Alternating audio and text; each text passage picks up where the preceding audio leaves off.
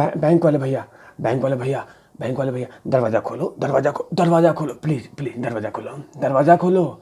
हाँ, मैं naughty mister mister Sanjay Raut. हाँ, दरवाज़ा खोलो ना। अरे हाँ हाँ, मैंने ही कंगना का घर तो हाँ हाँ उखाड़ लिया वाला हूँ। हाँ, दरवाज़ा खोलो, दरवाज़ा खोलो, दरवाज़ा खोलो। हाँ, बैंक बैंक, हाँ, इस बैग में पैसा है, पैसा है 55 लाख। अरे खोलो ना प्लीज़, खोलो खोलो खोलो। हाँ, अरे लेट हो जाएगा, वो ईडी वाले पीछे पड़े हैं। अरे ईडी वाले पीछे पड़े हैं, ईडी वाले, प्लीज़ खोल दो खोल दो खोल दो। अरे खोलो, अरे भाई प्लीज़ खोल दो। अरे ईडी वाले पीछे पड़े हैं, 55 लाख रुपये लिया था मैंने, खोल दो ना प्लीज़। अरे खोलो ना भाई प्लीज़ यार, खोल दे भाई, खोल दे, खोलना भाई, खोल खोल खोल खोल। हाँ खोल, खोल खोल। ये रहा 55 लाख, ये रहा 55 लाख। नमस्कार, आप देख रहे हैं तिवारी भैया, मैं हूं वेद प्रकाश। 55 लाख रुपया लौटा दिया है मिस्टर संजय राउत ने, ऐसे ही, क्योंकि जिस ईडी को वो कुत्ता बता रहे थे, उसी ईडी के एक ही पूछताछ में 55 लाख रुपया जो लिया था 2 ट्रांजैक्शन में, उस पैसे को लौटा दिए कि भैया जो लोन पे लिया था उसको लौटा दिया। और उसी ईडी को ये क्या कह रहे थे कि आ देखे जरा किसमें कितना है दम। और ईडी ने फोड़ दिया था बम और हो गया इनका पतलून गीली, और पैसे चुपका दिए और लौटा दिए। और इनको लग रहा है कि पैसे लौटा दिए तो इसका मतलब कि मैं निर्दोष हो गया, मैं गुनहगार नहीं हूं। सवाल अभी भी बने रहेंगे मिस्टर संजय राउत कि आपने इतनी बड़ी रकम क्यों ली थी। लेकिन मिस्टर संजय राउत, जिस तरह से आप ईडी को नीचा दिखा रहे थे और जिस तरह से लगातार नरेंद्र मोदी और अमित शाह जी पे आप लगातार कमेंट कर रहे थे, केंद्र सरकार पे क्वेश्चन कर रहे थे कि आप लोग बदनाम कर रहे हैं, लेकिन अब बताइए कि सचमुच आपने पैसे लिए थे? तभी तो आपने पैसे दौड़ कर जाके बैंक में लौटा दिए। जिस बैंक से, जिस व्यक्ति का, जहां से लिया था, आपने लौटा दिया। लेकिन कुछ दिन पहले आप सीबीआई और ईडी को डॉग बता रहे थे कि वो कुत्ते की तरह हैं, जहां पे उनका मालिक बोलता है वहीं पे भौंकने चले जाते हैं। ये तमाम चीज आपने ट्वीट पे किया था मिस्टर संजय राउत। लेकिन उसी में से एक, जिस डॉग को आप इंडिकेट कर रहे थे, उसी में से एक डॉग आपको काट लिया और आप इंजेक्शन के लिए डॉक्टर के पास चले गए, और वो डॉक्टर बैंक में बैठा हुआ था। तो अगर मैंने कितना बार बोला है कि कोई भी अगर एजेंसी किसी को इन्वेस्टिगेशन करती है तो गलत नहीं करती है। और चलिए, वो तो ठीक है, बेहतर है कि ये ईडी और सीबीआई है जो समन देती है, समन पे समन, समन पे समन, समन पे समन, समन पे समन, लेटर पे लेटर, लेटर पे लेटर, लेटर पे लेटर देती है। आपकी तरह नहीं कि सिर्फ लेटर दिया और तोड़ दिया और लिख दिया उखाड़ लिया। आपकी तरह नहीं कि अर्नव को आधे घंटे में पेश हो जाओ जल्दी से अर्नव, क्योंकि आपने सरकार से सवाल पूछा है। ईडी है, ये बड़ी प्रोफेशनल एजेंसी है, तरीके से जांच करती है, लेटर पे लेटर देती है। आप एनसीबी भी लेटर पे लेटर देती है, ईडी भी देती है, सीबीआई भी देती है, बाकायदा तरीके से बुला के पूछती भी है। लेकिन आपकी तरह नहीं, आप लोग की तरह नहीं कि आपने लेटर दिया और बोलो कि चलो भाई, हाँ करना घर, हाँ हाँ वो तो हाँ, ये तोड़ो ये तोड़ो ये तोड़ो। इस तरह से नहीं कि एक दिन पहले लेटर चिपकाया और घर तोड़ दिया। आपको जवाब देना होगा कि आपने क्यों लिए थे। और जरूरी नहीं होता कि जो लोग किसी को कोई कुछ कर दे अब फिर उसको बोल दे सॉरी।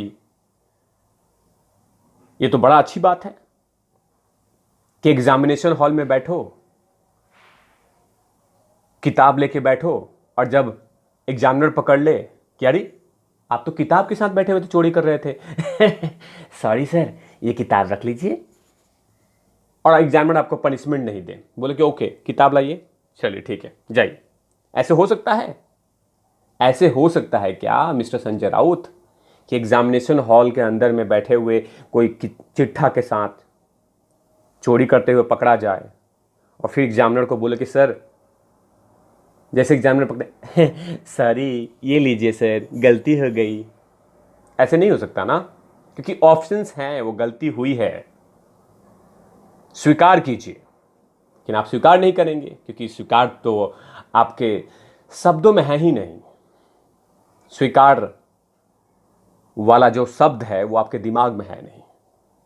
आप में तो घमंड इतना भरा हुआ था कि आप चाहते थे कि किसी को भी हम पीस दें, किसी को भी खत्म कर दें, किसी को भी नोच दें, किसी को भी नीचा दिखा दें, वो चाहे कोई भी हो। आपने पैसे लिए थे, आपकी पत्नी के अकाउंट में पैसे आए थे,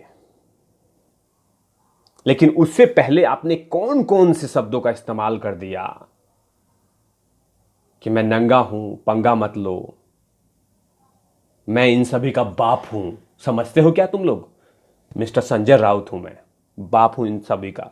ये तमाम ऐसे ऐसे बयान दिए थे। आपको बयान देना नहीं चाहिए था, लेकिन चलिए, लेकिन पैसा लौटा के बैंकों का 55 लाख रुपया जो उधारी लिए थे आपने लोन के तौर पे, अगर ये ईडी आपसे पूछताछ नहीं करती, आपको डोज नहीं देती, आपको वैक्सीन नहीं देती, जो लगातार आजकल वैक्सीनेशन चल रहा है देश में, कोरोना आया था, कोरोना का वैक्सीनेशन चल रहा है देश में, तो वैसे ही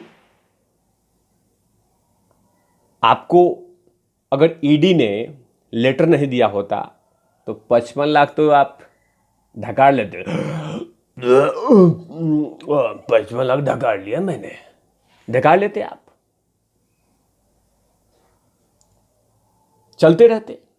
लेकिन आपको लग गया ना कि जो ईडी ने जिस चीज का लेटर दिया था वो लेटर बिल्कुल सही था।